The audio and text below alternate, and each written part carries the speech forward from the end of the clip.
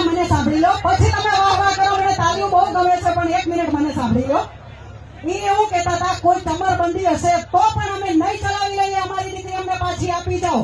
તો એમની દીકરી તો શું, આપણી દીકરી એમના બાપની પ્રોપર્ટી છે? અહીંયા બધાને હું સાંભળી ચૂકી છું, બધા રાજકારણ કરવા જ ભેગા થયા છે. 5 દિનની રાહ જુઓ, 5 દિનની 15 દિનની રાહ ન જોવાય. માટી થઈ જવાય, 5-25 ગાડીઓ કાઢો અને પેલી હું ભેગી આવીશ. કારણ કે મારે ભવિષ્યમાં ક્યારેય રાજકારણ લડવું નથી. મારે સમાજની સેવા કરવી છે અને આ કદાચ મારા માટે મોકો છે. આમાંથી કેટલા ભાઈઓ તૈયાર છે, કેટલા ભાઈઓ રેડી છે? હાલો હાલો, લઈ લો ગાડીઓ, પોલીસ પ્રોટેક્શન સાથે જઈએ.